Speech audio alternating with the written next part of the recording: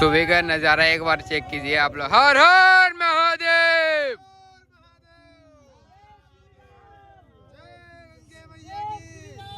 जय श्री राम। नमस्ते इंडिया, क्या हाल चाल है। मेरा नाम विकास, आप देख रहे हो विकास कोहली ब्लॉग्स। तो गाइस मैं आपको प्रयागराज संगम की पल पल की अपडेट दे रहा हूं। तो गाइस आज अपना बजने वाला है 4:54 और तारीख रहने वाली है 13 तारीख पहले माना सन 2025। तो गाइस आज अपना पहला शाही स्नान होने वाला है और अपना दूसरा शाही स्नान 14 तारीख को होने वाला है। तो गाइस अभी आप लोग देख रहे हो त्रिवेणी संगम पर बहुत ही ज़्यादा भीड़ है और यहाँ पे सिक्योरिटी की बात करें तो जगह जगह पर पुलिस लगी है और अपने मिलिट्री फोर्स। अभी मैं आपको यहाँ का नज़ारा दिखा रहा हूँ कि यहाँ का क्या नज़ारा रहने वाला है। तो अभी अपना टाइम हो रहा है 4:55। अब हम चलते हैं त्रिवेणी संगम की तरफ और मैं आपको दिखाता हूँ कि कितनी भीड़ होने वाली है। अभी मैं यहाँ पे बैठकर ब्लॉग बना रहा हूँ क्योंकि पूरी रात मैं त्रिवेणी संगम पर ही था आपके लिए। महाकुंभ की नगरी में आपका स्वागत है। तो गाइस आज आने वाली है 45 करोड़ जनसंख्या। तो आज अपना रहने वाला है पहला शाही स्नान 13 तारीख पहला मानस सन 2025 में। तो गाइस आज का वीडियो हम करते हैं स्टार्ट। महाकुंभ 2025 का सबसे बड़ा धार्मिक आयोजन और सनातन आस्था के महापर्व महाकुंभ 2025 की शुरुआत आज से हो चुकी है। करीब 1.5 महीने तक चलने वाली है। इस आयोजन में देश दुनिया से करीब 40 करोड़ श्रद्धालु लोग के प्रयागराज आने का अनुमान है। ये श्रद्धालु गंगा, यमुना और सरस्वती के पवित्र संगम में अमृत स्नान करेंगे। वही योगी सरकार भक्तों के ऊपर पुष्प वर्षा करेगी। इसके साथ ही लाखों की संख्या श्रद्धालु को संगम तट पर महाकुंभ में कल्पवास करेंगे, जो एक प्राचीन परंपरा है। पौराणिक मान्यता के अनुसार श्रद्धालु 1 माह तक संगम तट पर कल्पवास करेंगे। इसके लिए सीएम योगी के निर्देश पर प्रयागराज मेला में प्राधिकरण ने विशेष इंतजाम किए हैं। कल्पवास की शुरुआत सोमवार को पौष पूर्णिमा से शुरू हो चुकी है। महाकुंभ सनातन आस्था का सबसे बड़ा आयोजन है होने के बाद बहुत सी सनातन परंपराओं का वाहक भी है।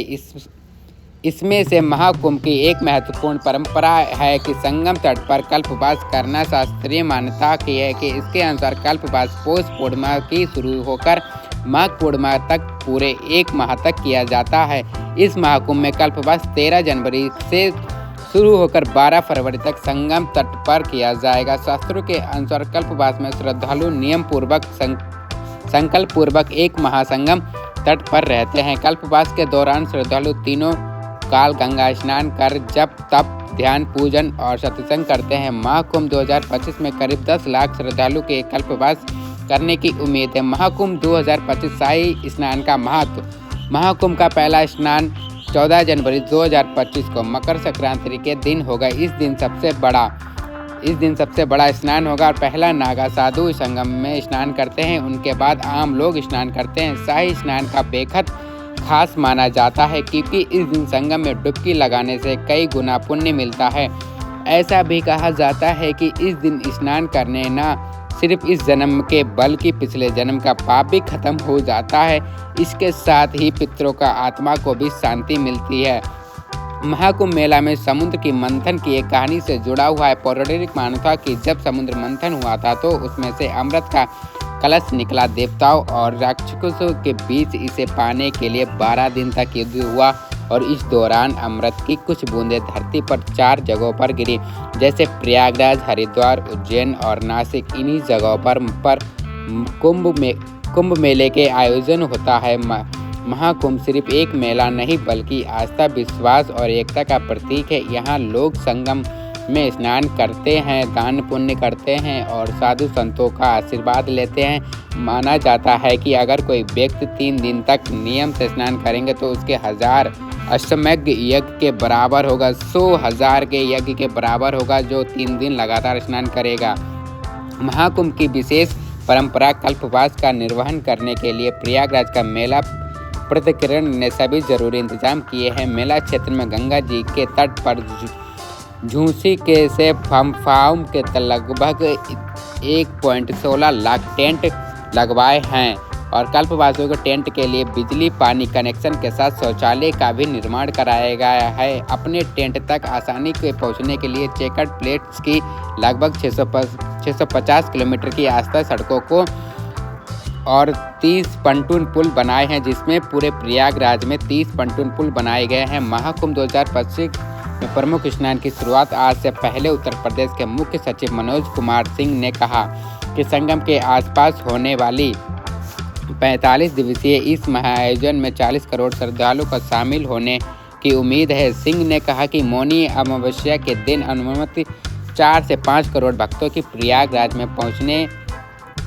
पहुंचने और स्नान में भाग लेने की उम्मीद है। उन्होंने बताया कि महाकुंभ के लिए राज्य बजट लगभग 7,000 करोड़ रुपए है। साथ ही बताया कि पिछला कुंभ स्वच्छता के लिए जाना जाता था, इस बार ये स्वच्छता और सुरक्षा और डिजिटल कुंभ माना जाएगा। महाकुंभ को देख आश्चर्य में दुनिया रिसर्च करेंगे कि हार्वर्ड, स्टैनफोर्ड, LSE जैसे कई संस्थान। जानिए कैसे शुरू हुआ मेला। उत्तर प्रदेश के मुख्य सचिव ने कहा 2019 में कुंभ हुआ था। ये कुंभ और पिछले कुंभ में 24 करोड़ श्रद्धालु आए थे, जबकि इस बार 45 करोड़ से अधिक श्रद्धालु आने की उम्मीद है। मुख्य सचिव ने कहा कि ये व्यवस्था भी उसी के अनुरूप की जा रही है। मेले का क्षेत्रफल लगभग 35% है। इस बार मेला में 40,000 हेक्टेयर से लगाया जा रहा है, जबकि पिछले कुंभ में करीब 32,000 हेक्टेयर क्षेत्र में लगाया गया था। साल 2019 के कुंभ से तुलना करते हुए सिंह ने कहा, इस बार हमने मेला क्षेत्र के 25 सेक्टर में बांटा, जबकि 2019 में यह सेक्टर 20 सेक्टर में था। घाटों की लंबाई 8 किलोमीटर 2019 में बढ़ाकर 12 किलोमीटर 2025 कर दी गई है। पार्किंग की क्षेत्र की सुविधा बताएं 2019 में 1291 हेक्टेयर की तुलना इस बार बढ़ाकर 1850 हेक्टेयर कर दिया गया है। महाकुंभ 2025 45,000 पुलिसकर्मियों की तैनाती। सुरक्षा को लेकर सिंह ने कहा कि 55 से अधिक थाने हैं और लगभग 45,000 पुलिसकर्मी प्रयागराज संगम में हैं, वहां ड्यूटी पर तैनात किए जा रहे हैं। सोशल मीडिया पर लगातार निगरानी रखने के लिए परियोजनाओं को मंजूरी दी गई है, ताकि कोई शरारत ना कर सके। अगर कोई सोशल मीडिया पर कुछ भी अप्रिय हो रहा है, तो गलत हो रहा है, तो उसे पहचाना जानना चाहिए, अलग किया जाना चाहिए और उसे निपटाना चाहिए। महाकुंभ 2025 3,000 से ज़्यादा कैमरे लगाए गए हैं।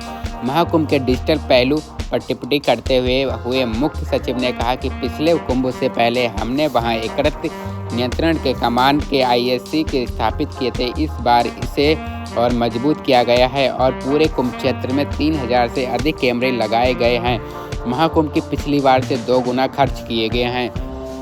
उन्होंने कहा कि जब आप 2013 और 2019 में किए गए कार्यों की तुलना करेंगे तो इसमें काफ़ी बदलाव देखने को मिलेगा। इस बार आप इसमें काफ़ी सुधार पाएंगे, क्योंकि पैसे के मामले में पिछली बार हमने लगभग 35,000 करोड़ रुपए खर्च किए थे और इस बार ये 2 गुना हम 70,000 करोड़ रुपए खर्च कर रहे हैं महाकुंभ के मेले में। और सिंह ने कहा कि भारत के सरकार के विभागों ने काफ़ी निवेश किया है। रेलवे व राष्ट्रीय राजमार्गों में भी सुधार देखेंगे। मौनी अमावस्या के दिन व्यवस्थाओं के बारे में पूछे जाने पर उन्होंने कहा कि कुंभ के दौरान मौनी अमावस्या पर हमसे सबसे अधिक श्रद्धालु आते हैं। उन्होंने कहा कि इस बार मौनी अमावस्या में 25 जनवरी से 30 जनवरी तक के दौरान अनुमानित 4.5 करोड़ भक्तों के आने की उम्मीद है, जबकि 2019 में ये आंकड़ा 3-4 करोड़ था। महाकुंभ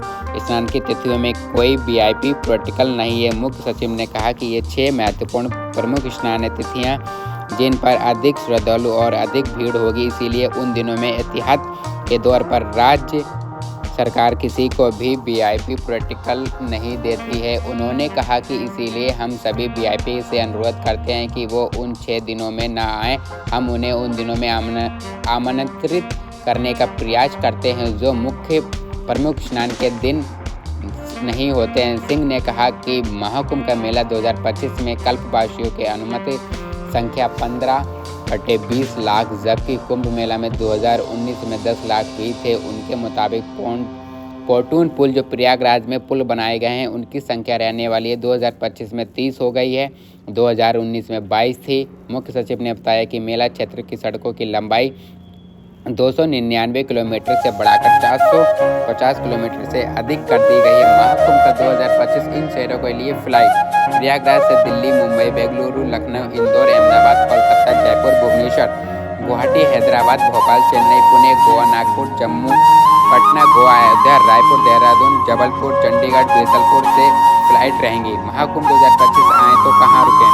महाकुंभ में आने वाले लोग के लिए ठहरने की व्यापक व्यवस्था की गई है। मेले में 10 लाख लोगों ने रुकने की व्यवस्था की गई। इनमें आप फ्री और पेड दोनों तरह रह सकते हैं। जैसे आप लग्जरी व्यवस्था चाहते हो तो आप संगम के किनारे बस सकते हो। वहाँ डोम सिटी बसाई जा रही है। इसका किराया 80,000 रुपये से लेकर 1.25 लाख रुपये है एक दिन।